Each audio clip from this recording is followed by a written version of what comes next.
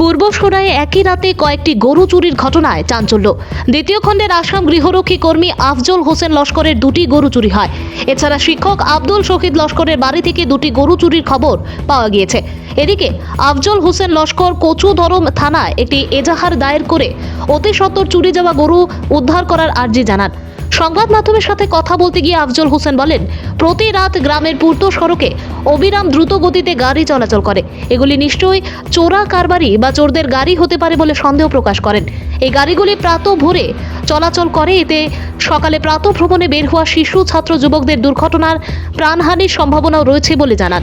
এদের বিরুদ্ধে কঠোর পদক্ষেপ নিতে প্রশাসনের দৃষ্টি আকর্ষণ করেন তিনি। এছাড়া বক্তব্য রাখেন সিরাজুল হক লস্কর, আব্দুল হান্নান মজুমদার প্রমুখ। গতকালকে রাত্রে আমার এই পাতান্তনে দুইটা গরু চুরি হয়েছে। সকালে উঠিয়া দেখলাম আমার বাতানো গরু নাই দুইটা। একে অনেক খোঁজাখুঁজি করছি, খোঁজাখুঁজি করিয়া না পাইয়া আমি কচুধরম পুলিশ ফাঁড়িত এফআইআর করছি।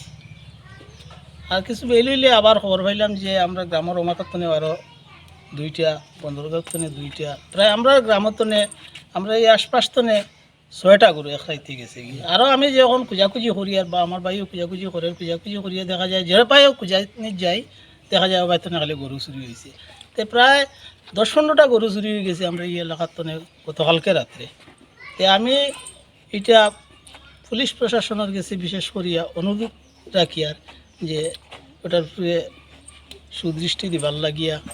আর রাত্রে আমরা এই যে রাস্তা, এই রাস্তা অ্যাভেলেবল গাড়ি চলে, কিওর গাড়ি চলে এটা তো জানিয়েন না নিজে। রাত্রেও চলে, প্রায় সকাল সকাল ভোর বেলা বেশি গাড়ি যায়। তা কিওর গাড়ি যায় এটা নিশ্চয়ই আমার গরু গাড়ি দিয়ে নেওয়া হয়েছে।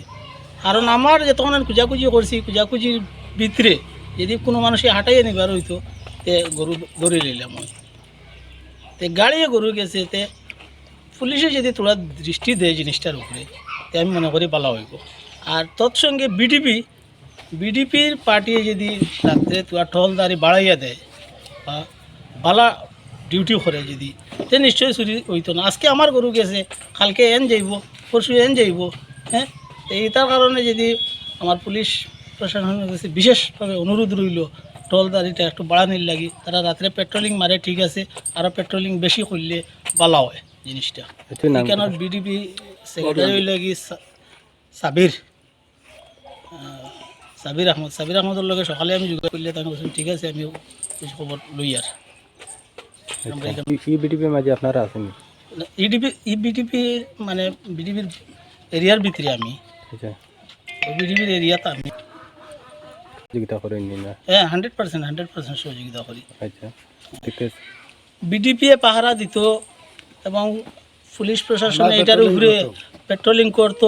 এতেও যদি অবৈধ কোনো জাত গাড়ি পাই, গরুর গাড়ি হোক, গোয়ার গাড়ি হোক, কোনো অবৈধ যদি গাড়ি পাই আমরা রাত্রে, এখন 12টা পরে আমরা তো বিডিপির লগেও যোগাযোগ করবো। নিয়ারেস্ট আরও বিডিপি সেক্রেটারি এখন আইতিরা ফোন করছি, যদি রাত্রে 12টা পরে কোনো জাত অবৈধ গাড়ি পাই আমরা এখানে বন্ধ করবো, কচুধরম অফিসারডে ফোন করবো, নাই বা ইয়া তানে গাড়ি সমঝিয়ে দিব। এরা সকালবেলা আমরা বাচ্চা কাচ্চা মসজিদও যায় পড়াত, এরা সকালবেলা লাইন ধরিয়া এল্ট্রো গাড়ি যায়। হ্যাঁ, লাইন ধরিয়া এল্ট্রো গাড়ি যায়, ম্যাজিক গাড়ি যায়, কিওর গাড়ি যায়। আমরা তো পাবলিক মানুষ, আমরা তো আর গাড়ি বন্ধ করতে পারতাম না। এটা তো একজন দায়িত্বওয়ালা মানুষে বন্ধ করতে লাগবে, হয়তো বিডিপির মানুষ লাগবো, না হয় পুলিশ লাগবো। হ্যাঁ, বাচ্চা কাচ্চা মসজিদও যায় সকাল সকাল 5টা, 5:30। এটা যেটা স্পিডে গাড়ি দৌড়ায়, একটা বাচ্চা কিছু যদি হয়ে যায়, আজকে তো আমার গরু গেছে, কিছু নাই। এগুলা যে গাড়ি যায় এগুলা 100-এর উপরে স্পিড দিয়ে যায়, এটা নিশ্চয়ই অবৈধ গাড়ি। প্রশাসন এটার উপরে দৃষ্টি দেওয়া, আমি মনে করি খুব গাড়ি আপ ডাউন করে রাত 12টা পরে কি এর প্রশাসনের বা বিডিপি দুশো মনে করো একটু চেষ্টা তারা চালিয়ে যায় বা একটু নজর রাখে, তাহলে জিনিসটা ধরতে পারবো। আর এতে গিয়ে মনে করো আমরা যে মনে করো আশপাশের মানুষ যেগুলো আছে একটু মনে করো থাকতে পারবো।